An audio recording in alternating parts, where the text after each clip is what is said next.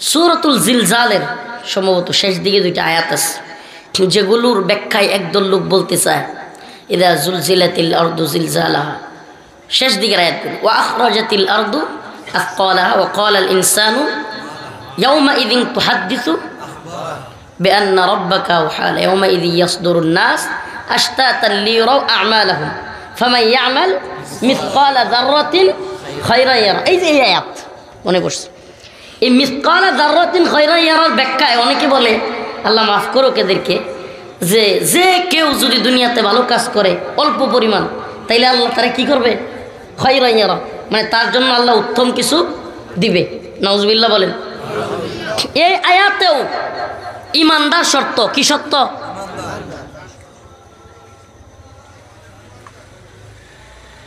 অতএব ইমানদার যদি না হয় তাইলে কি এই আয়াতের তাফসীরের মধ্যে আসছে যে এই কি বলে মাদার তেরেসা অমুক তমুক কেউ যদি ভালো কাজ করে, মানুষের কল্যাণে কাজ করে, তাইলে তাদের কি হবে? বলা হয়েছে আল্লাহ পাক তাদেরকে দুনিয়াতেই এই ভালো কাজগুলো করার কারণে যে নাজ নিয়ামত দিচ্ছে, এটাই হলো দুনিয়ায় তাদের পুরস্কার। আখিরাতে কোনো পুরস্কার নেই, আখিরাতে তাদের কোনো পুরস্কার নাই, বিন্দুমাত্র পুরস্কার নেই। আল্লাহ পাক যদি দুনিয়াতে কোনো কাফের দেখেন যে সমাজের ভালো কাজ করতেছে, কি বলে বিভিন্ন ব্যক্তিকে সাহায্য সহযোগিতা করতেছে, তাহলে সেই ব্যক্তি দুনিয়াতে কিছুটা সম্মানিত হবে। এটা তো বাস্তব, দেখেন না যারা দুনিয়ায় যে সমস্ত কাফের আছে কিছু, এরা কি করে? মানুষকে কিছু আর্থিকভাবে সহযোগিতা করে, বিভিন্ন মানবিক কাজে, কল্যাণমূলক কাজে সাহায্য সহযোগিতা করে, হাত বাড়ায়। যদিও আবার ওই খ্রিস্টান মিশনারি যেগুলো, ওই বন্ডগুলোর আবার নির্দিষ্ট এজেন্ডা আছে টাকা দেওয়ার পিছনে। বেশিরভাগ কুফফারদের সংগঠনগুলো, এগুলোর এই কিছুদিন আগে দেখছেন না একটা বিদ্যানন্দ না কি ধরা খাইল, এগুলোর পিছনে অবশ্য ভিন্ন কারণ আছে। কিন্তু যদিও কোনো কাফের নিরেট মানবতার কল্যাণেও কাজ করে, সেও আখেরাতে কোনো ধরনের তার কোনো জাযা নেই, প্রতিদান নেই। তাহলে কি বোঝা গেল? আমল কবুল হওয়ার জন্য প্রথম শর্ত হলো ইমান, ইমান থাকা। 2 নম্বর শর্ত হলো নিয়ত সহি থাকা। কি? নিয়ত সহি লাগবে। নিয়ত কি লাগবে? ঘরের জানালা রাখছেন বাতাস খাওয়ার জন্য, সব পাবেন। ঘরের মধ্যে জানলা খুলে রাখছেন, একটা জানলা কাটছেন বাতাস খাওয়ার জন্য, সব পাবেন। তখনই সব পাবেন যদি নিয়ত করেন যে জানলাটা রাখতেছি, ফজরের আজান আমার কানে আসবে, আমি মসজিদে যাব। এই জানালা রাখার কারণে সব হবে কি হবে না? দেখেন জানলা কিন্তু আপনি আগেও রাখতেন, এখনও রাখতেন, এখন বাতাস খাইলেন ফাও, সব হলো। সুবহানাল্লাহ। আমার কথা কি বুঝাইতে পারতেছি না? ইমানের আলো শর্ত আমল কবুল হওয়ার জন্য। এরপর হলো নিয়ত। নিয়ত সহি না থাকলে মাহফিলে আসছেন, ইউটিউবে অনেক হুজুরটারে দেখছি যশ খ্যাতি, ফ্যান্টাসি, সেলিব্রিটিজম, এগুলো দেখতে আসছি। আমার মনে হয় না সব হবে। যদি নিয়ত থাকে হুজুরের মুখ থেকে 2-4টা কথা শুনবো, আমলের নিয়তে শুনবো। সুবহানাল্লাহ ওয়া বিহামদিহি, ইন্নামাল আমালু বিন্নিয়াত, সমস্ত আমল নিয়তের উপর নির্ভর করে। সুবহানাল্লাহ। তাহলে আমাদের নিয়ত থাকবে। আলোচনাগুলো উলামায়ে কেরামের মুখ থেকে কেন শুনবো? আমলের নিয়তে এবং আল্লাহকে রাজি খুশি করার জন্য। 3 নাম্বার আমল কবুল হওয়ার জন্য 3 নাম্বার শর্ত হলো পদ্ধতি হইতে হবে কোরআন সুন্নাহর, রসুলের পদ্ধতি। হ্যাঁ, মন গড়া না। নামাজের মধ্যে সূরা ফাতিহা পড়া কি ওয়াজিব, তারপরে সূরা পড়া, সূরা মিলানো ওয়াজিব। কথা বলে না। রুকুতে গিয়ে কি পড়বেন? সূরা ফাতিহার ফজিলত আছে না নাই? কারণ রুকুতে গিয়েও যদি সূরা ফাতিহা পড়া শুরু করেন হবে? আমাকে বলেন কেন হবে না? যেই পদ্ধতিতে বলা হয়েছে, ফজরের নামাজের পর একটা নির্দিষ্ট ওয়াক্ত আছে, ওই ওয়াক্তে নামাজ পড়েন না কেন? আমি মনে হয় বুঝাইতে পারতেছি না। ঈদের নামাজের পূর্বে নফল নামাজ পড়েন না কেন? এক সাহাবী নফল নামাজ পড়তেছে, হযরত আলী রাদিয়াল্লাহু আনহু গিয়ে বলছেন, হে প্রিয় ভাই, এখন নফল নামাজ পড়ার সময় না, পড়া যাবে না। উনি বললেন আমি তো ভালো কাজ করতেছি, নাকি আমল করতেছি। হযরত আলী রাদিয়াল্লাহু আনহু বলেন ভালো কাজটাও তখনই ভালো, আমলটা তখনই কবুলযোগ্য যেটা রাসূল সাল্লাল্লাহু আলাইহি সাল্লামের দেখানো মতে হবে। অতএব তিনটা শর্ত, আমল কবুল হওয়ার জন্য কয়েকটা শর্ত বললাম, তিনটা। এক, ইমানদার হওয়া শর্ত, ইমানদার ব্যতীত আমল কবুল হবে। নাম্বার 2, নিয়তটা সহি হওয়া লাগবে। নিয়তের মধ্যে গড়বড় থাকলে কুরবানি দিলাম, আর এই এলাকার সবচাইতে বড় কুরবানি আমি দিব, কি করব? সবচেয়ে বড় কুরবানি আমি দিব, দেখায় দিব আমার টাকা আছে, ওর কুরবানি আল্লাহ কবুল করবে? লা ইয়ানালুল্লাহু লুহুমুহা ওয়ালা দিমাউহা ওয়ালাকিন ইয়ানালুহু তাকওয়া মিনকুম। আল্লাহ বলছেন আমি তোমাদের রক্ত মাংস এগুলো আমার কাছে পৌঁছায় না, আমার উদ্দেশ্য তোমাদের কুরবানি করতে বলা রক্ত মাংসের জন্য না, ওয়ালাকিন ইয়ানালুহু তাকওয়া মিনকুম। সুবহানাল্লাহ। আমি তোমাদের অন্তরের অবস্থা দেখতে চাই, তোমরা কোন নিয়তে কি জন্য উৎসর্গ করতেছো, দেখানোর জন্য নাকি আমি আল্লাহকে রাজি খুশি করার জন্য? আপনি প্রত্যেক বিষয়ে কোরআনে খুলেন না, কুতিবা আলাইকুমুস সিয়াম কামা কুতিবা আলাল্লাযীনা মিন ক্বাবলিকুম লাআল্লাকুম তাত্তাকুন। আপনি দেখেন সুবহানাল্লাহ, রোজার আয়াত আল্লাহ পাক দিবেন, রমাদানের আয়াত, সেখানেও বলতেছেন আল্লাহ পাক কেন রোজা রাখবা, রোজা রাখার উদ্দেশ্য কি? লাআল্লাকুম তাত্তাকুন, তোমরা মুত্তাকি হতে পারো। প্রত্যেক জায়গায় আল্লাহ পাক এই আমলগুলোকে দিয়া, আল্লাহর উদ্দেশ্য হলো কুরবানির উদ্দেশ্য, নামাজের উদ্দেশ্য, সব রোজার উদ্দেশ্য আল্লাহকে রাজি খুশি করা, তাকওয়া অবলম্বন করা, আল্লাহর ভয় অন্তরে আনয়ন করা। আল্লাহর ভয় তখনই ডুববে যখন আপনার নামাজ, আপনার রোজা, আপনার কুরবানি, আপনার হজ, আপনার যাকাত, আপনার সব কিছু কার জন্য হবে? কুল ইন্না সালাতি ওয়া নুসুকি ওয়া মাহইয়ায়া ওয়া মামাতি লিল্লাহি রাব্বিল আলামিন।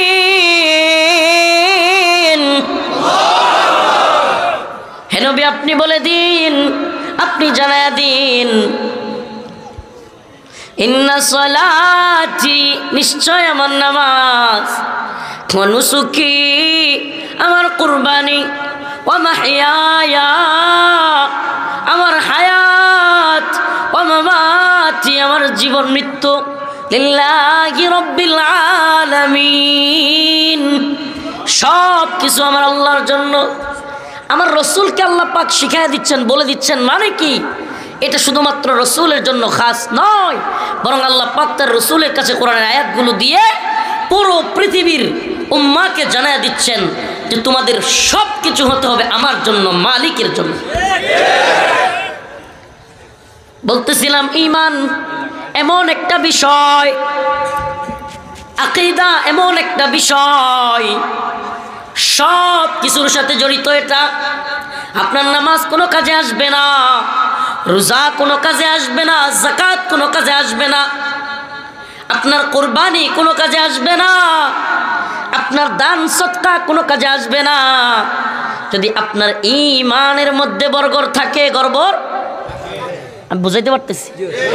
ঈমান গড়বড় থাকলে কোনো আমল কি হবে না, এজন্য রব্বুল আলামিন বলেন ওয়া মান ইয়াকফুর বিত-তাগুত ওয়া ইউমিন বিল্লাহ ফাকাদ ইসতামসাকা বিল উরওয়াতিল ওয়াসকা লা ইনফিসামা লাহা ওয়াল্লাহু সামিউন আলীম। প্রিয় ভাই, ছোট্ট একটা উদাহরণ দিই আপনাদেরকে, তাহলে বুঝবেন ভালো করে আল্লাহ রব্বুল আলামিনের উদ্দেশ্যটা কি। এটা আরো সহজভাবে বোঝার জন্য আপনাদেরকে ছোট্ট একটা উদাহরণ দিতে চাই। ঈমানটা আসলে কি, মুত্তাকি হওয়ার তরিকা কি, পদ্ধতি কি, আল্লাহ পাকের মানসা কি, চাওয়াটা কি।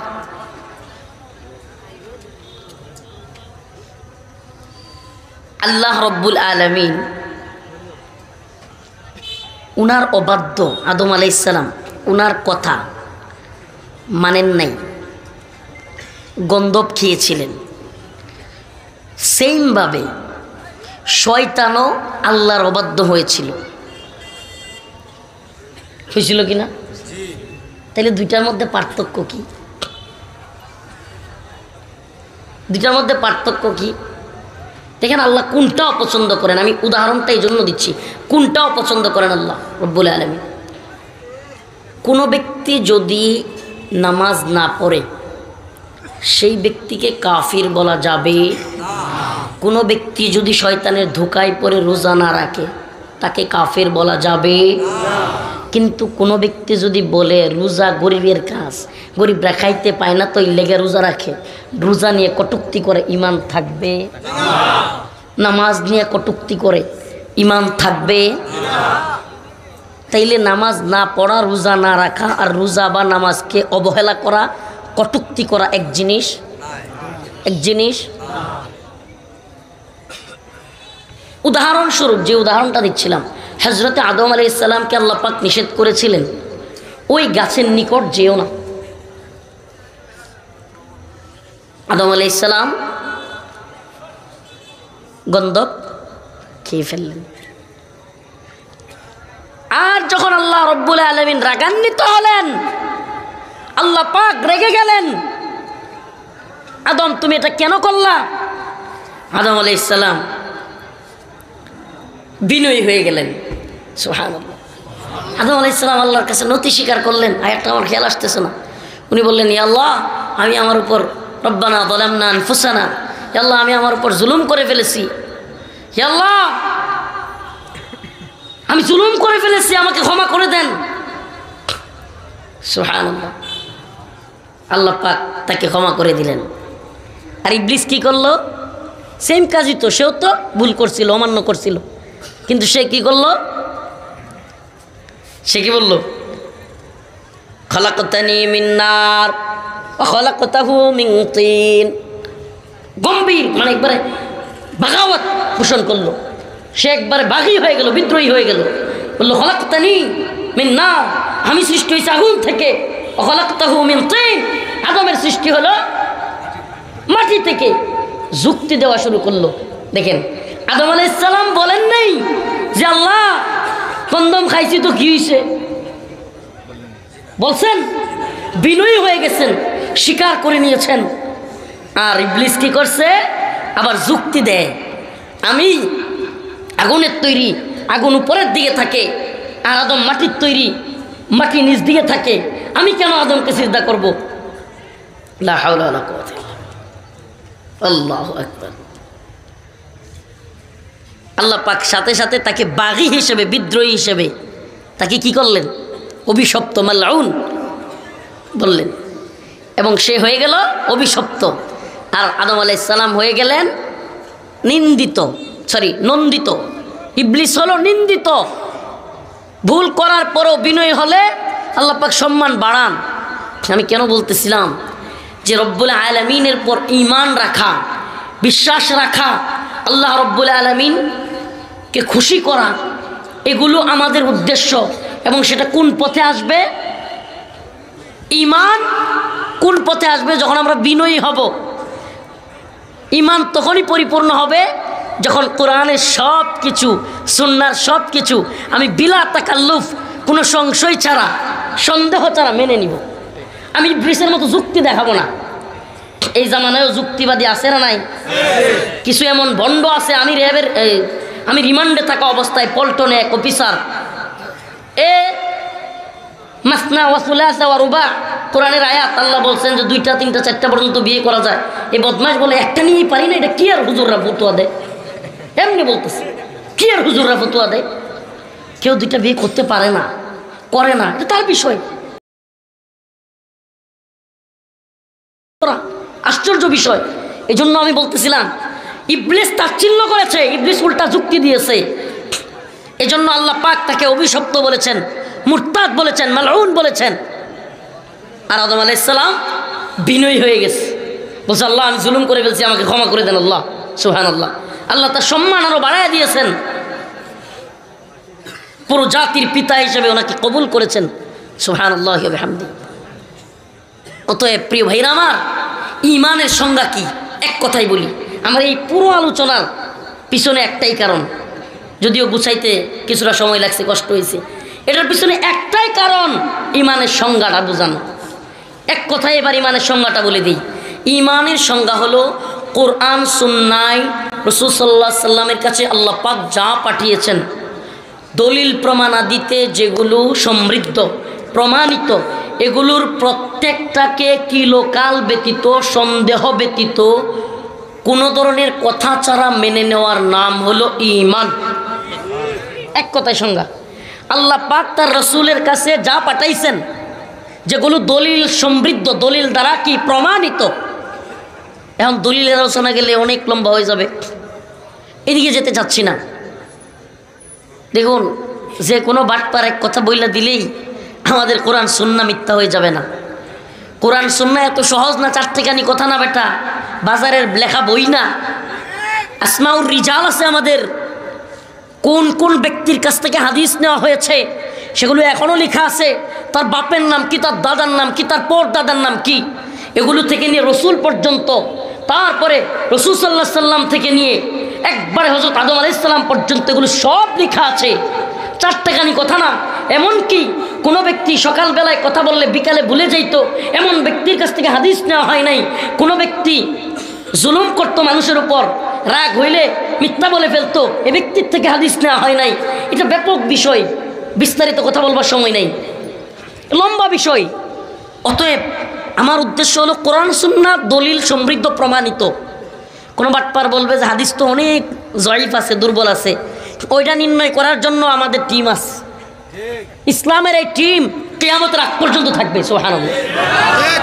কিয়ামতের আগ পর্যন্ত কোরআন মুছে যাবে না, প্রকৃত রাসূল সাল্লাল্লাহু আলাইহি সাল্লামের হাদিসগুলো মুছে যাবে না। সুবহানাল্লাহ।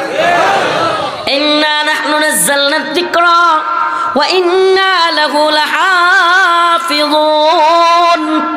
আল্লাহ বলেছেন এগুলো আমি পাঠাইছি, এগুলো সংরক্ষণ আমি করব। সুবহানাল্লাহ। তাতারিরা ইতিহাস ওইদিকে গেলে তো লম্বা হয়ে যাবে। মঙ্গোলীয় তাতারিরা বাগদাদে হামলা করেছিল, আমাদের জ্ঞান বিজ্ঞানের শহর। বাগদাদ ধ্বংস করে দিয়েছিল, মাটির সাথে মিশিয়ে দিয়েছিল, আলেমদেরকে হত্যা করেছিল, হিন্দুস্তানে আলেমদেরকে হত্যা করা হয়েছিল। কিন্তু কোরআন হাদিসকে মিশিয়ে দিতে পারে নাই, পারবে না। এটা সুবহানাল্লাহ, এটা সম্ভব না। প্রিয় হাজিরিন, উদ্দেশ্য হলো আমাদের ঈমান এবং কুফর বুঝানো, তাগুতকে বুঝানো, রবকে মানা তখনই সফল হবে যখন আপনি তাগুতকে বর্জন করবেন। এই জন্য আমার আজকের আলোচনা, প্রিয় ভাই,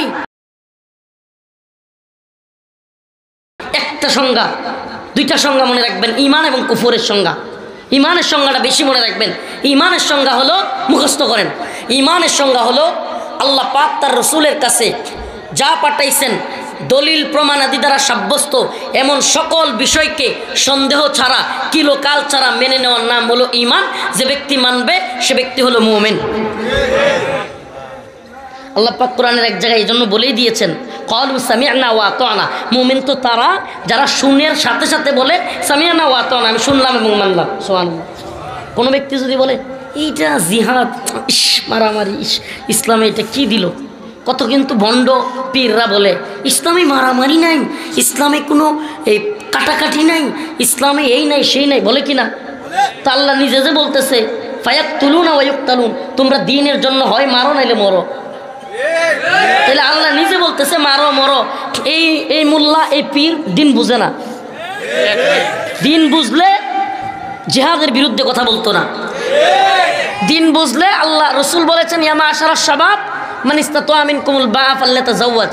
এখন আপনি আইন করবেন 21 বছর 23 বছর, কই পাইছেন এগুলো?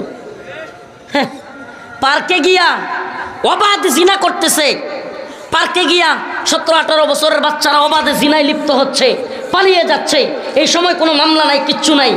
16-17 বছরের মেয়ে, 14-15 বছরের মেয়ে অবৈধ মেলামেশা করে সন্তান জন্ম দিচ্ছে, ডাস্টবিনে ফেলে রাখতেছে। তখন এরা কিছু করবে না। যখনই একটা 18-19 বছরের ছেলে মেয়ের বিয়ে দিবে, ওই কাজীকে মামলা দিয়ে দিবে, অ্যারেস্ট করে ফেলবে। ওদিকে ওই ইমামকে যিনি বিয়ে পড়াবেন তাকে জেলে নিয়ে যাবে। আমাকে বলুন, এগুলো কি আল্লাহ পাকের আয়াতের বিরুদ্ধাচরণ নয়? আমি সেটা বলতেছি। যদি একটা আয়াতের ব্যাপারে, একটা আইনের ব্যাপারে আপনার মধ্যে বিন্দুমাত্র সন্দেহ থাকে, তাহলে আপনি ইমানদার নন, মুমিন নন। এটা ভালোভাবে বুঝেন। এই জন্য আমি আজকের আলোচনা টান দিলাম। তো ইমানের সংজ্ঞা আমরা পাইলাম তো। ইমানের সংজ্ঞা কি? মাশাআল্লাহ, একজন শ্রোতা পাইলেও যথেষ্ট। আল্লাহ পাকের পক্ষ থেকে তার রাসূলের কাছে যা তিনি পাঠিয়েছেন সব কিছুকে সন্দেহ ব্যতীত মেনে নেওয়ার নাম হলো ঈমান। যে ব্যক্তি মানতে পারবে হ্যাঁ মুমিন। আর যদি কয় এটা আবার কেমন ধর্ম, দুই ভাই মিলে বিয়ে করছি, ভাবিরে একটু দেখতাম না। জেলখানায় আমার লোকে এক লোক ছিল, রাজাকারের মামলা খাইয়ে গেছে, বেচারা একটু সহজ সরল, নামাজ পড়ে পাঁচ ওয়াক্ত, কিন্তু বুঝ কম আর কি। হ্যাঁ এই কথাটা কইছিল আমার। পরে আমি অবশ্য তবা টবা করাইছি যে বুঝে নাই, কিন্তু এই কথা বললে ঈমান থাকবে না ভাই। আল্লাহ পাক কোরআনে বলছেন যে 14 জনের সামনে আপনি যেতে পারবেন, বাস, এর বাইরে যেতে পারবেন না। ভালো লাগুক বা না লাগুক, হ্যাঁ আপনি পর্দা করতেছেন না, গুনাহগার হবেন, বেঈমান হবেন না। কিন্তু যদি বিশুদ্ধকার করেন, যদি বলেন এটা আবার কি, হাত মোজা পা মোজা জীবন্ত ট্রেন, তাইলে কিন্তু ঈমান থাকবে না। ভালো বুঝেন, পর্দাকে তাবু বলবেন, পর্দাকে তাবু বলবেন, তাবু বলবেন। প্রিয় ভাইরা আমার, একটু ভালোভাবে বোঝার চেষ্টা করুন। আমাদেরকে আগে ঈমানকে খাঁটি করতে হবে। এই নুরানির ছাত্ররা, আর আমরা তো সবাই এটা পড়ছি, ওই হাদিসটা 1 নাম্বার হাদিস। এত বড় বড় আলেমগণ একসাথে বোর্ড বৈশা নুরানি শিক্ষার মধ্যে প্রথম হাদিস কেন এটা দিল বুঝেন? প্রথম হাদিস কি নুরানির? আখলিস, পরেন সুরে সুরে, আখলিস দীনাকা। এই যে একফি কিন্তু আছে, একফি কাফা একফি উজু লম্বা হইব নাকি? না না, কাফা একফি লম্বা হবে না, কিন্তু এই ভুলও আমাদের, আমরা ছোটবেলায় এটাই পড়ছি। আখলিস দীনাকা ইয়াকফিকাল, এই যে টান, আখলিস দীনাকা ইয়াকফিকাল আমালুল কলিল। এই যে হাদিস ছোটবেলায় নুরানিতে পড়ছি, অর্থ কি? তোমার ঈমানকে খাঁটি করো, অল্প আমলই নাজাতের জন্য। মাশাআল্লাহ, সবাই জানে। বলেন উলামায়ে কেরাম পরামর্শ করে আমাদের বাচ্চাদেরকে শুরুতেই কেন এটা শিক্ষা দিচ্ছেন? কারণ হলো এটাই যে বাস্তব হলো এটাই যে আগে ঈমানকে খাঁটি করো, তারপরে তোমার আমল অল্প হইলেও কি হবে। কোনো ব্যক্তির ঈমান ঠিক থাকলে শুধু যদি সে ফরজ বিধানগুলো মানে আল্লাহ পাক থেকে জান্নাত দিবে, সুবহানাল্লাহ। কিন্তু যদি কোনো ব্যক্তির ঈমান গড়বড় থাকে, হ্যারি মাদার তেরেসা, এরপরে মাহাত্মা তুমুকি, এরা কি জাহান্নামে যাবে এটা বলা যায়? বাস, এ ব্যক্তির ঈমান নাই। বুঝেন, কোন কাফের ইসলাম ধর্ম গ্রহণ করা ব্যতীত জান্নাতে প্রবেশ করতে পারবে? এটা ঈমান, এটা মুসলিমের ঈমান। এটার মধ্যে বিন্দু মাত্র সন্দেহ থাকলে ঈমান নেই। কথা ভালোভাবে বুঝবেন। কেউ কেউ তো মুদির মা মরছে দেখলাম যে আরে রাষ্ট্রীয়ভাবে দোয়া। আচ্ছা, এদের জন্য সারা জীবন দোয়া করলে এরা কই যাইব? বাহ, জান্নাতে নিতে পারবো কেউ ঠিল্লা? মেক্রোরে চুমা দিলেই কি মেক্রো জান্নাতে চলে যাইব? জান্নাতে যাইব? এই শাতেমগুলো, এই ভণ্ডগুলো, বিশ্বাস করেন কলিজারা ফাইটে গেছে। আমি ভিতরে ছিলাম, সহ্য করতে পারতাম না বাইরে থাকলে। গেল এরা কেউ জুতার বাড়ি দিতে পারে নাই, এই কষ্টটা সহ্য করতে পারি নাই। ভিতর থেকে যখন এই পত্রিকাগুলোতে এই খবরগুলো দেখছি, কলিজা ফাইটে গেছে। হাই হাই, এত বড় কুখ্যাত শাতেম আমার দেশে এসে এভাবে ঘুরে গেল। লক্ষ লক্ষ মুসলিম যুবক, কি জবাব দিব আমরা আমাদের রসুলকে? এই বদমাস তার রাষ্ট্রে বিশাল বড় বড় বিল্ডিং তৈরি করে আমার রসুলের পেটের ছবি এঁকে, আমার রসুলের ছবির মধ্যে ব্যঙ্গচিত্র বানায় রাখছে আমার রসুলের পেটেই। আর ওকে এখানে এত সংবর্ধনা লাল গালিচা দেওয়া হয়েছে, ওকে চুমা দেওয়া হয়। আর আমার দেশে এই সমস্ত তথাকথিত মোল্লারা নিজেদেরকে মনে করে বিশাল বড় বড় খানকা, বিশাল বড় বড় পীর, বিশাল বড় বড় আলিশান অবস্থান, টাকা পয়সার অভাব নেই। কত আলেম নামদারি কত ব্যক্তি বসে আছে, এদের অন্তরে জ্বলে না। শায়েখ খালিদ আর রশিদের মতো বলতে মনে চাই, ইয়া উম্মতে মুহাম্মদ, ইয়া উম্মতে মুহাম্মদ। কি হবে উম্মতের? আমার রসুলের কুখ্যাত শাতেম, ওয়ার্ল্ডের সবচাইতে বড় শাতেম তোমার আমার রাষ্ট্রে চলে আসে, তোমার আমার রাষ্ট্রে আইসা আমার তোমার রাষ্ট্রে রাজকীয় সংবর্ধনা পায়, আর তুমি আমি চুপ করে বসে থাকি। বিশ্বাস করো, আল্লাহ পাক হয়তো বাঁচাইয়া দিছে আমাদেরকে, হয়তো মাফ করে দিবে। জেলে ছিলাম, কিছু করতে পারি নাই, ওখানেই বসে কতক্ষণ চিল্লাইছি, আসামিদের সামনে খবরটা শুই না, কী করব? প্রিয় ভাইরা আমার, এই তো হালত, এই তো আমাদের ইমানি অবস্থা। কি জবাব দিবা হে সাংবাদিক, হে উকিল, হে বক্তা, হে শাইখুল হাদিস, হে মুফতি, ওয়ার্ল্ডের কুখ্যাত সাতেম যদি তোমার আমার রাষ্ট্র থেকে এইভাবে নির্বিঘ্নে লাল গালিচা সংবর্ধনা পায়, তুমি আমি আমার রসুলের সামনে হাউজে কাউসার আশা করতে পারি না, আশা করতে পারি না, আশা করতে পারি না। কলিজা ফাইটা যাওয়ার মতো অবস্থা। এই জন্য বলি, ইমানকে আগে খাঁটি করেন, আল্লাহকে ভয় করেন। এই পৃথিবীর কোন নেতা নেত্রী আপনাকে একদিন বেশি বাঁচাইতে পারবে না, তাহলে আপনি তাকে ভয় করে কি করবেন? পৃথিবীর সমস্ত ক্ষমতাসীনরা মিলেও আমাদেরকে 1 মিনিট বেশি বাঁচাইতে পারবে? তাই এদের ভয় পেলে কি হবে? ভয় করবো কাকে? এই কুখ্যাত সাতেম এইভাবে এসে চলে গেল, বুক ফাইটা যাওয়ার মতো অবস্থা। এই সাতেমকে হাই হাই কি করলো এই মোল্লাগুলো, এই ভণ্ডগুলো, যেগুলো এখনো পর্যন্ত এই সমস্ত নেতা নেত্রীদের পিছনে যায়, এই সমস্ত নেতা নেত্রীদের চালাচামুন্ডাদের সাথে ঘুরে, এদের অবস্থা কি হবে? কি জবাব দিবে এরা আল্লাহ পাকের কাছে? এই জন্য ভাই আগে ইমানটা বুঝেন। আমি এই জন্য চেষ্টা করতেছি, এই নামাজের বয়ান এইটা সেটা মাঝে মাঝে একটু করি, কিন্তু আমি চেষ্টা করতেছি এই উম্মাকে আগে ইমান বুঝানোর, এই উম্মাকে শাহাদাত বুঝানোর, এটা চেষ্টা করতেছি আমি, তাহলে দিন বিজয় হবে। প্রিয় ভাইরা আমার, আল্লাহ পাক বলছেন ওমাই ইয়াকফুর বিত্তাগুত ওয়া ইউমিন বিল্লাহ। আগে তাগুতকে অস্বীকার করতে হবে। তাগুত কারা? যারা আমার রবের বিধানগুলোকে পাল্টায় দেয়। ইমাম ইবনুল কাইয়িম, ইমাম ইবনে তাইমিয়া, ইমাম তাবারি, অনেক ইমামগণের হাওয়ালা পড়েছি। ইমামগণের মত হলো তাগুত তারা যে ব্যক্তি, তাগুত মূর্তি হইতে পারে, তাগুত শয়তান হইতে পারে, কিন্তু সবচাইতে যে ব্যাখ্যা তাগুত শায়েক, তাগুত নেতা নেত্রী হইতে পারে। কেমনে? কোনো নেতা নেত্রী যদি আল্লাহর বিরুদ্ধে আইন রচনা করে, ইচ্ছাই হোক অনিচ্ছাই হোক, খুশিতে হোক অনিচ্ছাই হোক, যদি আপনি তাকে মাইনা নেন, তাহলে আপনি তাগুতকে মাইনা নিলেন, আল্লাহকে বাদ দিয়া তাকে রব বানাইলেন। দলিল কি? দলিল কি? আবারও বোঝাই। কোনো ব্যক্তি ইসলামের বিরুদ্ধে অবস্থান নিল এবং আল্লাহর বিরুদ্ধে অবস্থান নিল, আল্লাহর বিরুদ্ধে আইন রচনা করলো, আপনিও তাকে রাজি খুশিভাবে মাইনা নিলেন, আপনি তাগুতকে মানলেন, আল্লাহকে না। আপনি কাকে মানলেন? তাগুতকে মানলেন, রব বানাইলেন আল্লাহকে বাদ দিয়া। প্রিয় ভাইরা আমার, তো আমরা কি আল্লাহকে মানবো নাকি আল্লাহর বিরুদ্ধে যারা যায় তাদেরকে মানবো?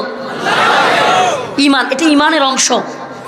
হ্যাঁ, মুফতিরও ইমান থাকবে না যদি তাগুতকে অস্বীকার না করে, মুফতিরও ইমান থাকবে না যদি আল্লাহর বিরুদ্ধে আইন রচনাকারীদেরকে নিজেদের লিডার বানায়, নেতা বানায় এবং আল্লাহর বিরুদ্ধে হুকুম রচনাকারীদেরকে মাইনা নেয়, কোনো ব্যক্তির ইমান থাকবে না। অতএব আমাদের ইমানকে খাঁটি করতে হবে। ইমান কি? ইমান হলো ক্ষুধাদ্রোহীদেরকে অস্বীকার করা, আল্লাহর বিরুদ্ধাচরণকারীদেরকে অস্বীকার করা। আমরা এদেরকে মানি না, মানি আল্লাহকে। এটা ইমানের সংজ্ঞা। প্রিয় ভাইরা আমার, বন্ধুগণ আমার, আর বিস্তারিত আলোচনার দিকে যাচ্ছি না, আরেক জায়গায় যেতে হবে, সংক্ষিপ্ত করতেছি। একটা দলিল দেই। আদি ইবনে হাতেম রাদিয়াল্লাহু আনহু, নাম কি? আদি ইবনে হাতেম। তিনি তখন খ্রিস্টান ছিলেন। উনিই রেওয়ায়াত করতেছেন হাদিসটা, উনিই বলতেছেন যে আমি রাসূলুল্লাহ সাল্লাল্লাহু আলাইহি ওয়াসাল্লামের সামনে গেলাম। রাসূল সাল্লাল্লাহু আলাইহি ওয়াসাল্লাম তখন এই আয়াত তিলাওয়াত করতেছিলেন, ইত্তাখাযু আহবারাহুম ওয়া রুহবানাহুম আরবাবাম মিন দুনিল্লাহ। তখন আমি বললাম, ইয়া রাসূলুল্লাহ,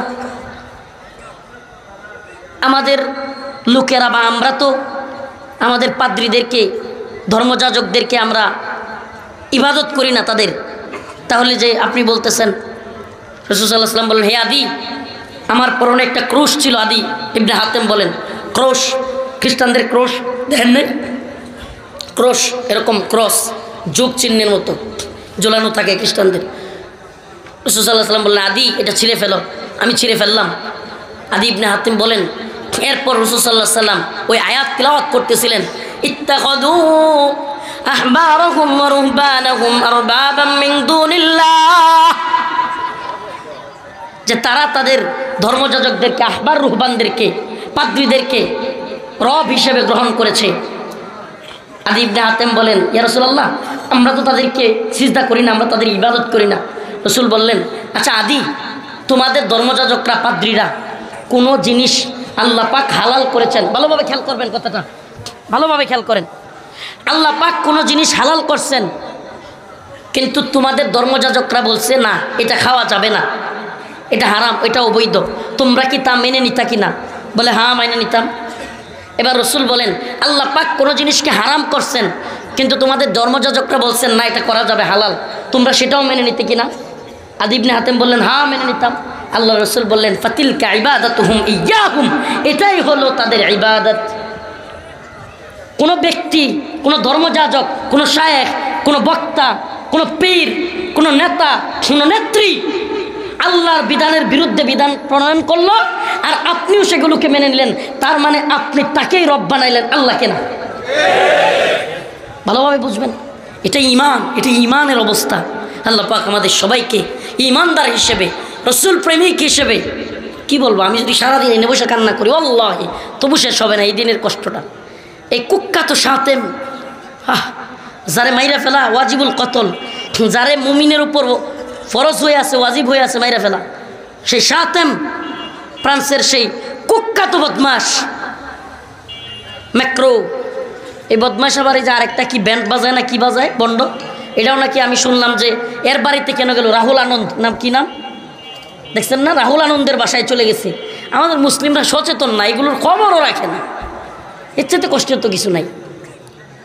এই ফ্রান্সের ম্যাক্রো, আমরা জেলে থেকে পত্রিকা পড়ে খবর পাই, এই ম্যাক্রো এত বড় রাষ্ট্রের প্রেসিডেন্ট, সে রাহুল আনন্দ ওই যে বেলা বাজায়, এই ইয়ার গান কয়, কলের গান কয়, হের বাড়িতে কেন যায়? হ্যাঁ, হিসাব মিলাইতে পারেন না। আমি শুনেছি এই ভণ্ডও নাকি কোনো এক সময় রসুলকে ব্যঙ্গ করে নাটক বানাইছিল, নাউজুবিল্লাহ। বুঝছেন তো, জাতে জাত মিলে, কুত্তায় কুত্তা চিনে, বুঝছেন তো। এরা এই দেশে এসে কি করলো শুনেন ভাই, খুব সহজ মুসলিম পরিচয় দেওয়া, খুব সহজ। বাপ মুসলমান, দাদা মুসলমান, আমিও মুসলমান, কোরবানি আইলে আমি মুসলমানই দেখাই, টাকা আছে, কিন্তু মুসলিমের দায়িত্ব আছে, ইমানের দায়িত্ব আছে ভাই। ইমানের দায়িত্ব আদায় ব্যতীত কেউ আল্লাহর কাছে জান্নাতের আশা করতে পারে না।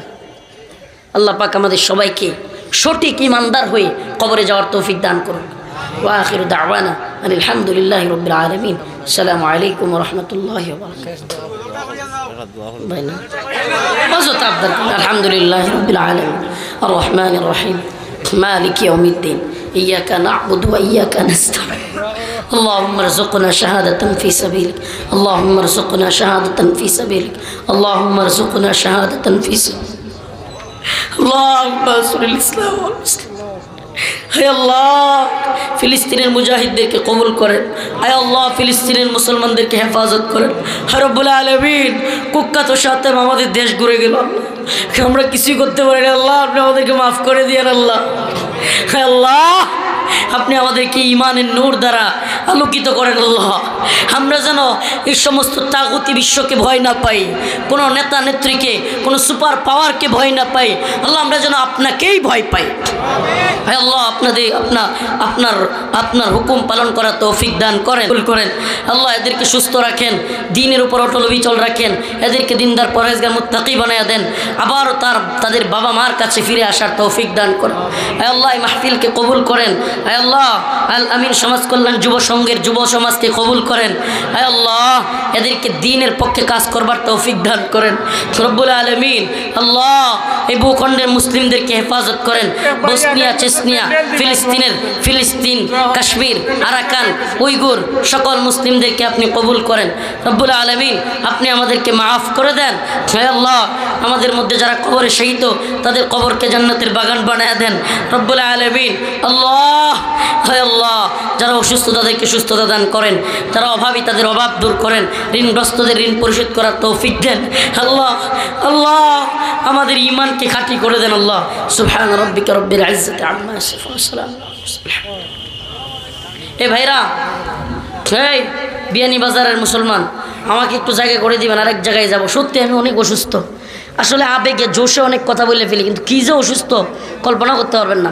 বিল না করে আমার একটু জায়গা করে দিবেন ইনশাআল্লাহ, তাহলে আবারও আসবো সিলেটে, আর না হলে কিন্তু আপনাদের এলাকায় আর আসবো না। আসসালামু আলাইকুম। এরা জায়গা করে ঐতিহ্যবাহী আলামের সমাজের দর্শকের প্রধান অতিথি বক্তব্য শুনলাম। মসজিদের মাধ্যমে আজকের এই শাসুর কোরআন মাহফিলের সমাপ্তি ঘোষণা করা হল।